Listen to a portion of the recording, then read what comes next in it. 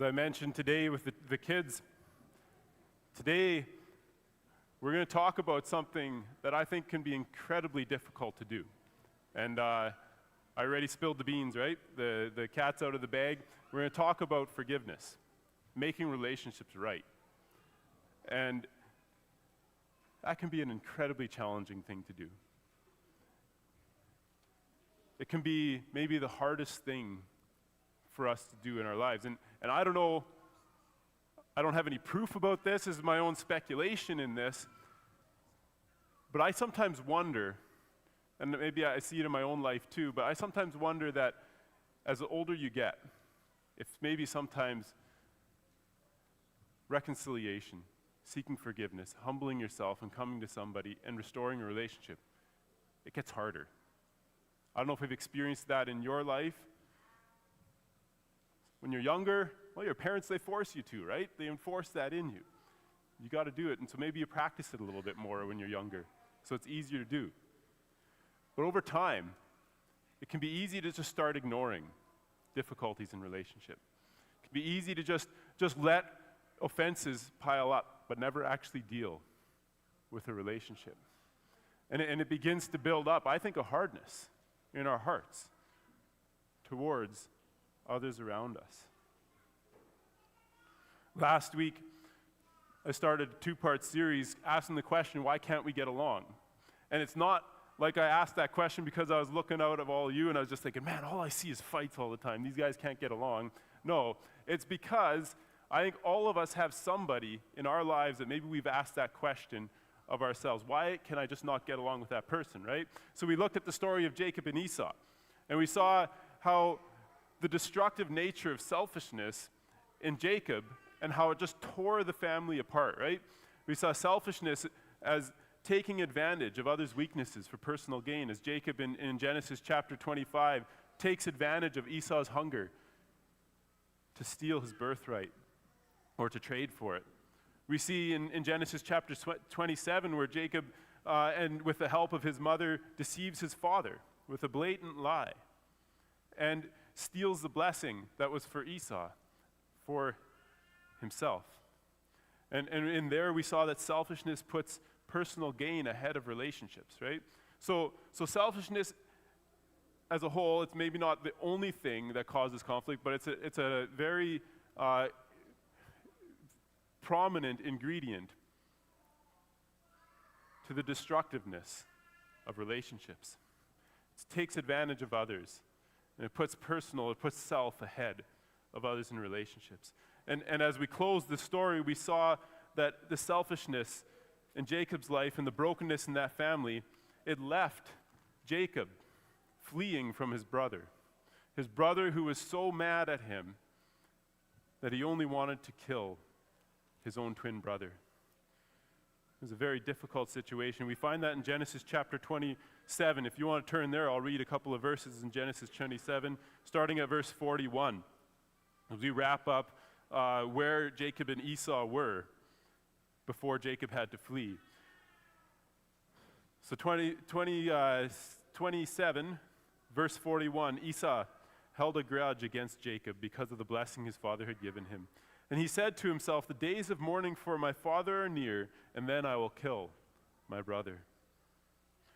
And when Rebekah was told that her older son Esau had said, or what her older son Esau had said, she sent for her younger son Jacob and said to him, your brother Esau is planning to avenge himself by killing you. Now then, my son, do what I say. Flee at once to my brother Laban in Haran. Stay with him for a while until your brother's fury subsides. And when your brother is no longer angry with you and forgets what you did to him, I'll send word for you to come back from there. Why should I lose both of you in one day? And that last statement kind of rings in my mind as I think about that, as Rebekah is concerned about losing both of her sons in one day.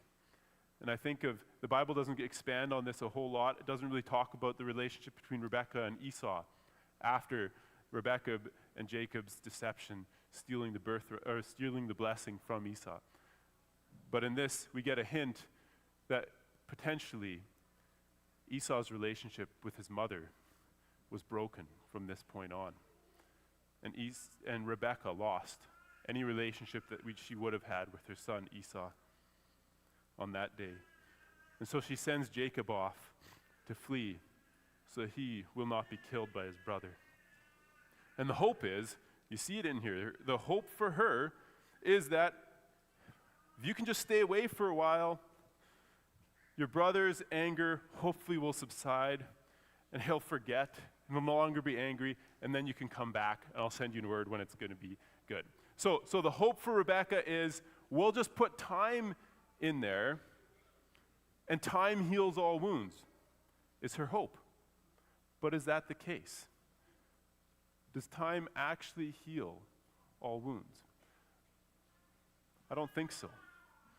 I don't think it does. I think time can help, especially in a moment of passionate anger.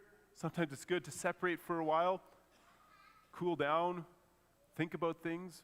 But eventually, if you care about the relationship at all, eventually reconciliation is going to happen.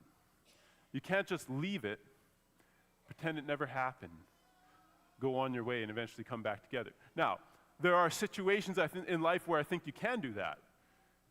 Things that are just, a little squabble between brothers or whatever, and just separate for a while. The unwritten rule that brothers have that, okay, so you grunt or whatever, I don't know what, you offer a little bit of generosity of, hey, do you want to come play with me now, kind of thing like that, and just, it's all good again. Nobody actually apologizes for anything. You just carry on in life, because in the end, it was something that made you guys mad at each other for a bit, but it's resolved without really saying much. But this was a serious situation where Jacob had seriously wronged his brother. It wasn't going to just take time to heal.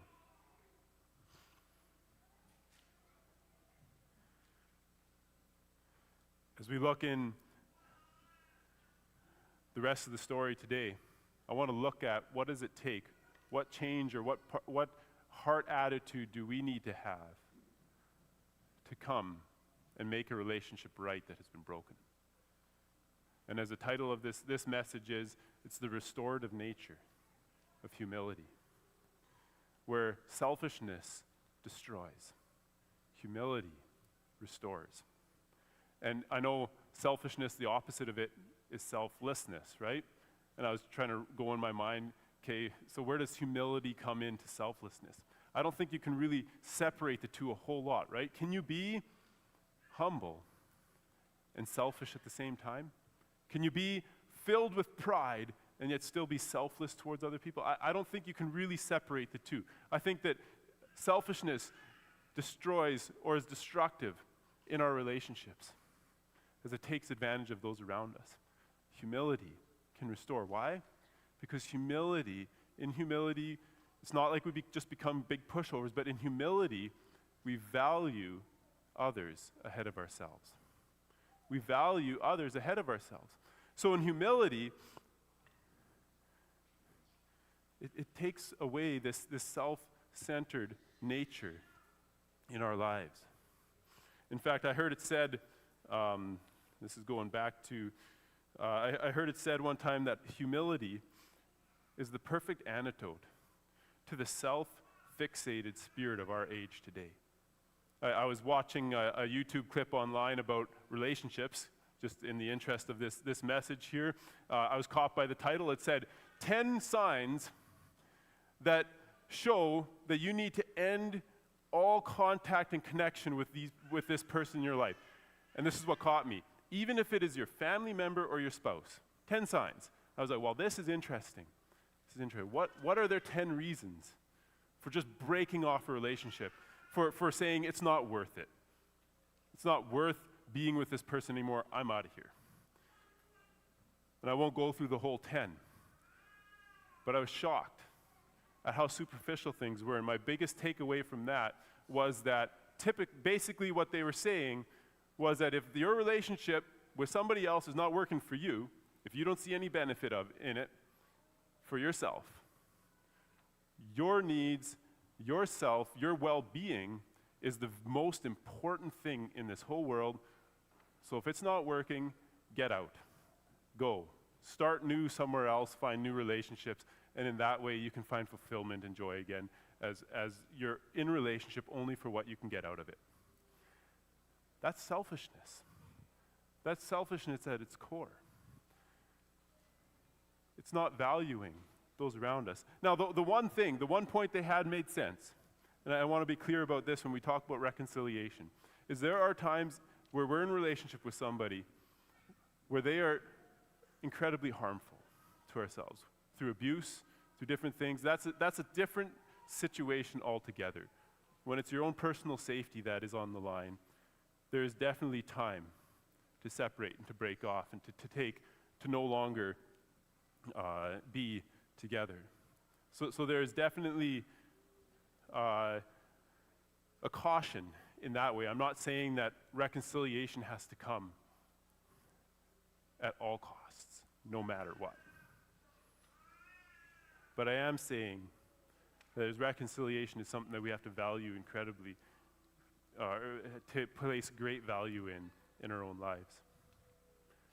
So my question is, that I want to start off with this morning is, if reconciliation, forgiveness, whether it's forgiving an offense or being the offender and going to seek forgiveness, if it is so hard, why should we even care about it? Why do it? Why do it at all? Why not? It's a big world, right? Just go our separate ways. Why should we even care? And this is where I think if we understand what Christ has done in our lives, that the gospel in our lives, the forgiveness that we have received through Jesus, it's so much more than just my ticket to get to heaven, and therefore I'm good in this world. The gospel should affect every part of our lives so that when we recognize the lengths that God went to reconcile our relationship with Him, that we become imitators of that we care for those around us, and that we reconcile others in our own lives. In fact, I mentioned this last week.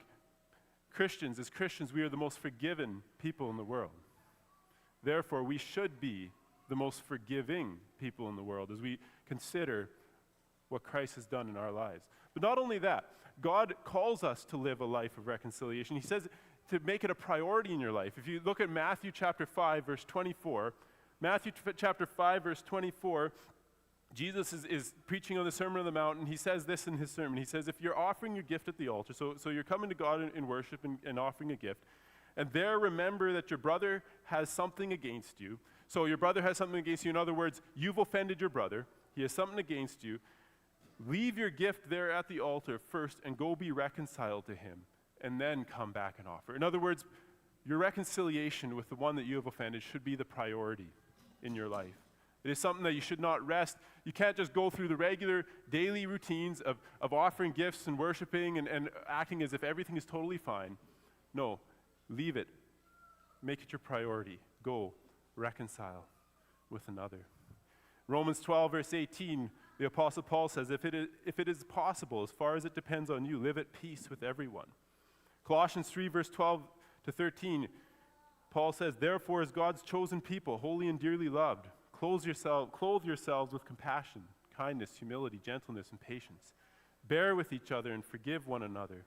And if any of you has a grievance against someone else, forgive as the Lord forgave you. These are lives, things that we are called to in our lives as those who've been forgiven by God. So ultimately, when we get to the Jacob and Esau story, we're going to look at the reconciliation, the coming together of Jacob and Esau in chapter 32 and 33. And really what I think the story of Jacob and Esau sums up is Philippians chapter 2 verse 3. Philippians chapter 2 verse 3, it says, do nothing out of selfish ambition or vain conceit. So that's what we looked at last week. But rather, in humility, value others above yourself. In humility, value others above yourself. Selfishness, it destroyed the family of Jacob and Esau. And now it's going to take humility to restore it. And as we look at the story today, we'll see the restorative nature of humility in this family. And my prayer is that you'll see the need for humility in your own conflicts. that you'll recognize a prideful attitude in your own life, and you'll see that it takes humility, humbling ourselves, valuing those around us above ourselves for the purpose of forgiveness and reconciling. So that if you need to forgive someone else, you'll humble yourself. And if you need to be forgiven, you will humble yourself and seek that forgiveness. So let's look in Genesis chapter 32. We've skipped a lot. We're just going to summarize it this way. Jacob's been gone for 20 years. Lots has happened in his life. He's gained lots of stuff. He's gotten a family now, a couple of wives and that's a story in itself, through the deceit of his father-in-law. But anyway, we're going to skip those things. We're going to look at the 20 years are over. Jacob has been there for a long time. And finally, he's recognizing, well, maybe for context here, looking in the very beginning of chapter 31, Jacob heard that Laban's sons were saying, Jacob has taken everything our father owned and has gained all this wealth from what belonged to our father. And Jacob noticed that Laban's attitude toward him was not what it had been. So Jacob's realizing, oh boy, things are getting testy here. I don't have a great relationship with my father-in-law. He never really did, but things are getting worse. I think he's getting unsettled. And God sees this, and in his perfect timing, he comes to Jacob and he says, Jacob, go back to the land of your fathers, to your relatives, and I will be with you. And I can just imagine, as Jacob receives this word, what would have been the first thing that popped into his mind? Was it how he left his brother Esau and the murderous rage of his brother? Now God is calling him to go back. Go back. And this is where we see Jacob begins his journey back. And in 31, it kind of describes his departure from Laban. It's kind of interesting. I don't think Jacob's always the best with relationships. He just ducks out. And maybe he had good reason to, because his father-in-law couldn't be trusted. But anyway, God intervenes. God saves him from any conflict with his father-in-law. And at the end of 31, Laban, his father-in-law, leaves Jacob, and it's like that chapter is closed. Jacob has made a clean break now. Now he's free to go back to his father's land where Esau is. So now Jacob's attention turns completely to Esau in 32. Jacob, in chapter 32, verse 1, he went on his way, and the angels of God met him. Jacob saw him, and he said, this is the camp of God. You know what I find remarkable in this journey? God has called Jacob to go back. It's going to take reconciling with his brother. It's a very difficult thing for Jacob to do. But over and over and over again, Jacob continues to meet God in just random ways. Remember, God said, go back and I'll be with you. So now in this, as he's leaving Laban, and as he's going now, he meets some angels. And he says, this is the camp of God. So he already sees God is with him as he goes. In visible, tangible ways as he goes along. And we're going to skip the part where Jacob wrestles with God. It's a very interesting story. We don't have time to get into that today, but it's another example of God is there. God is present with Jacob as he goes and as he begins this very difficult chapter in his life, but very necessary chapter. So Jacob starts on his way. And he sends a messenger to Esau. In chapter 32, he says to his messengers, verse 3, he sent messengers ahead of him to his brother Esau in the land of Seir, the country of Edom, and he instructed them, this is what you are to say to my lord Esau. Your servant Jacob says, I have been staying with Laban and have remained there till now. I have cattle, I have donkeys, I have sheep and goats, male and female servants, and now I'm sending this message to my lord that I may find favor in your eyes. What's the flavor of this message? What's the attitude that Jacob is trying to convey in this message? I think we can see it here, right? Say to my lord Esau, your servant Jacob has been staying. God has blessed me. I have these cattle, donkeys, sheep, goats, male and female servants. Now I'm sending this message to my Lord. And why? So that I may find favor in your eyes. This idea of finding favor in Esau's eyes.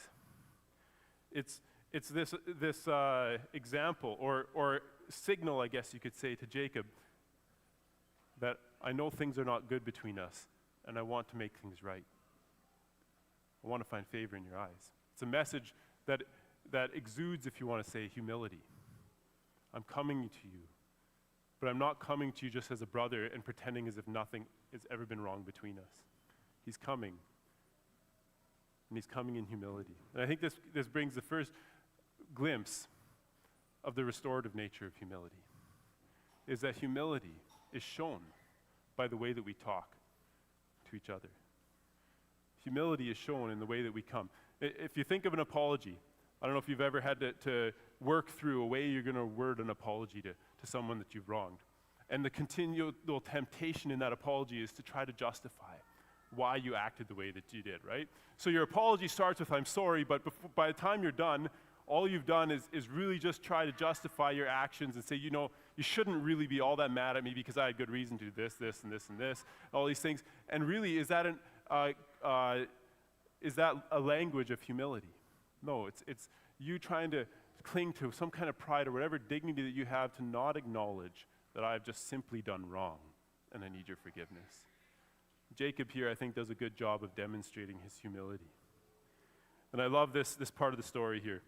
Verse 6, the messengers returned to Jacob and they said, when we went to your brother Esau, we delivered his message, and now he's coming to meet you, and 400 men are with him. And that's all they say. And I think, well, thank you, messengers. Like, what's Esau's intentions? Well, can you guess maybe? Maybe it just needed no explanation, right? 400 men are coming with Esau. Here, we gave this message. 400 men are coming. Terrifying. And that's Jacob's response here. In great fear, verse 7. Great fear and distress, Jacob divided the people who were with him into two groups, and the flocks and the herds and the camels as well. He thought, if Esau comes and attacks one group, the group that is left may still escape. So Jacob, right away, the warning bells are going off and saying, uh-oh, time has not healed wounds. Things are not right. Esau, my brother, is coming, and he's bringing 400 men with him. What is he going to do? Naturally, he cries out to God. What other option does he have? And he prays, O God of my father Abraham, God of my father Isaac, Lord, you who said to me, go back to your country and your relatives, and I will make you prosper. I am unworthy of all the kindness and faithfulness you have shown your servant. I had only my staff when I crossed this Jordan, but now I have become two camps. And I love the raw honesty that Jacob gives here. As he acknowledges and he says to God, look at the promises you've given me. Look at it. You've promised that you will make me prosper. This situation in my life looks impossible. What else do I have left, God, other than to completely depend on you? So what does humility do? Humility is demonstrated by the way we talk to others, but humility depends completely on God. Jacob's humility is dependent on the Lord, his God alone.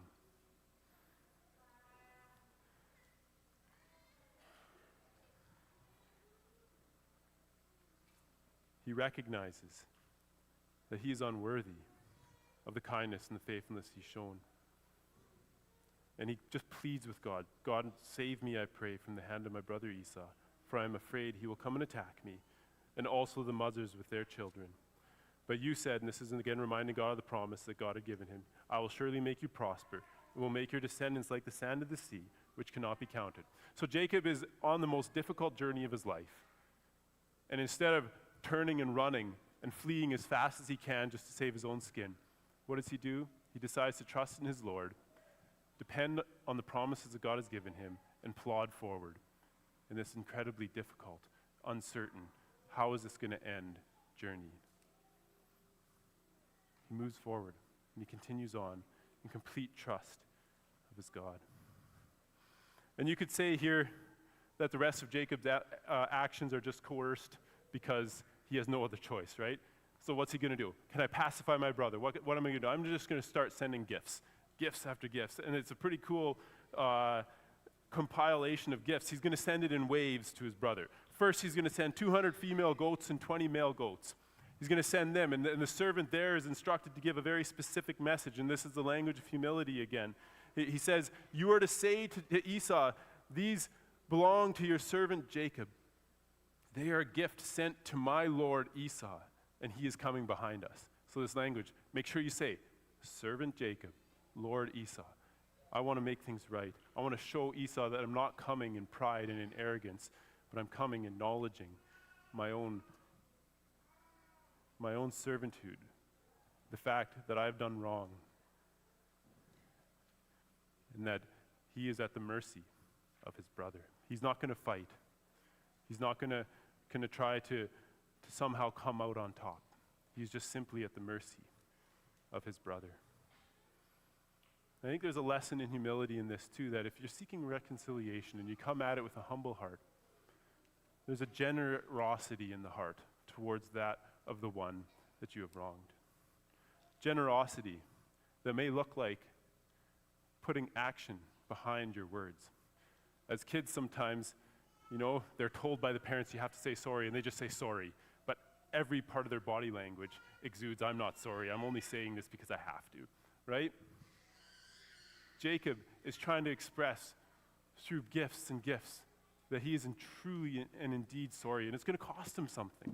It's going to cost him something. So in our own lives, when we think of the one that we need to make things right with, it may cost you something, right? You may have to give up of your time, of your energy, of your strength. You may have to give up any thoughts of pride and arrogance for the sake of the one that you seek to be reconciled with. So humility is a generous heart.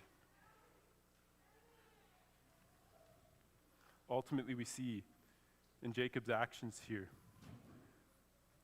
he's valuing and putting his brother ahead of himself. And it works. As he comes and as he approaches his brother, in chapter 33, we're going to skip through a lot here. Verse 4, Jacob goes ahead, or verse 3, Jacob goes ahead and he meets his brother, and he bows down to the ground 7 times as he approaches his brother, in absolute humility. Esau runs to meet Jacob, and he embraces him, and he threw his arms around his neck, and he kissed him, and they wept. And I wonder sometimes, was that Jacob's and Esau's intention the whole time? I don't think it was. Why else would he have been coming with 400 men if maybe his first response wasn't, I'm going to get my brother. I'm going to exact my revenge. But was it Jacob's humility, the message, the words that he sent, his steadfast dependence on God to not, at the report of 400 men coming, to just run away, leave all that he had behind and just get away, run. He steadfastly trusted in his God. He stayed the course. He moved towards his brother, and he put himself at the mercy of the one who had every right to exact complete revenge on him. And he demonstrated generosity towards his brother, backed up his words and his actions with his actions as he sought to make things right. And I think he moved Esau's heart. And Esau came and he embraced him. And he said, it is all good. There's no great example of a confession here or anything like that. But by the way they respond to each other, there's an invitation that things are now right between them. It's a path to reconciliation. It's a path of humility. And are we willing to do that in our own lives? It may be difficult. It may hurt. There's a cost, I think, involved in seeking forgiveness. There's also a cost in forgiving. The one who's been offended forgives and cancels debt by not bringing immediate judgment, by not terminating the relationship, as might be reasonable and expected given the offense. But instead, mercy is offered in order to invite the offender back into a relationship. It's a cost to be willing to withhold judgment and instead offer the possibility of restored relationship. I want to acknowledge that. It is a cost for the one who forgives, but it is also a cost for the one who will turn and seek to be forgiven, as he humbles himself and he puts himself at the mercy of the one he has offended. I just want to clarify one thing here, because sometimes we think reconciliation means that now we have to be best of friends, as if everything now has to just be, we got to hang out together, do all these things. Now we have to be best of buddies. That's just not the reality in this world. Some people we get along with better than others. Some people, maybe it's just better to just not be so close. Like some brothers, maybe you can work together with in business. Some brothers you can't, right? Some friends, well, you can go and do certain things together, but to live together would probably, like in a shared apartment or something, would probably not be a great thing because you just would probably drive each other crazy, right? So Esau here, he invites Jacob. He invites Jacob to come and to join his family and to live where he is. And Jacob kind of, in a sideways way, doesn't say no, kind of says slowly, yeah, I'll come, but he never actually does, right? He goes a separate way. I think Jacob recognizes that, things are good between us now, but man, if we stay together, I think I'll probably have to go through this all over again and apologize for something else that I've done, right? So they separate. They go different ways after this. And the only next time in the Bible that we see them together is when they get together for the burial of their father, Isaac. Reconciliation does not always have to mean that we have to be now best of buddies, but it's the fact that the bitterness, the unforgiveness is now gone. That wrong that has been committed has now been dealt with, and now we can move on. The hardness and that comes through bitterness, the scales have fallen off, and we can live, we can worship God, we can love others, and we do no longer have to hold on in bitterness.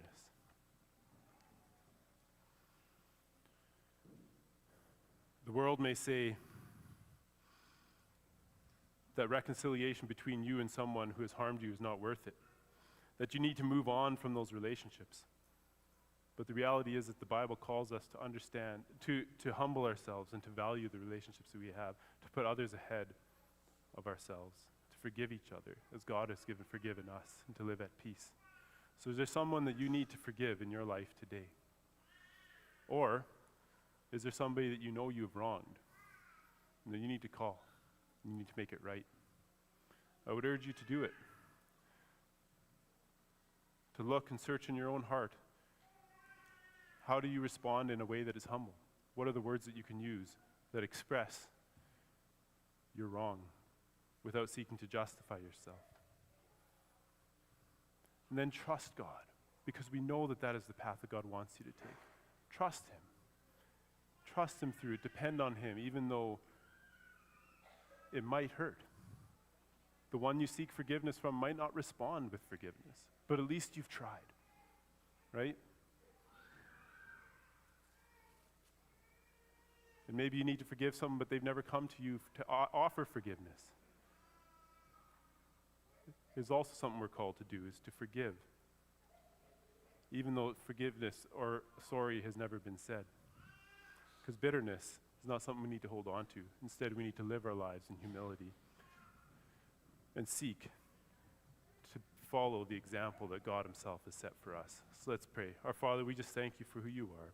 Lord, we thank You that You've given us example of humility, that Jacob and Esau, Lord, You called Jacob on a collision course with his brother that forced him to reconcile, that forced him to trust in You.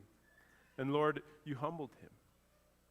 And he responded in humility, Lord, and we saw how it pacified Esau and it brought the relationship to a restored nature. And Lord, I just pray for each one of us in that, Lord, that we would do that which we may never ever want to do, but that, Lord, that we would see the importance of it, that we would humble ourselves, that we would seek reconciliation, forgiveness for those that we've wronged, or maybe from those that have wronged us as well. Lord, guide us and direct us, and may we have much wisdom and much grace as we trust You. In Jesus' name.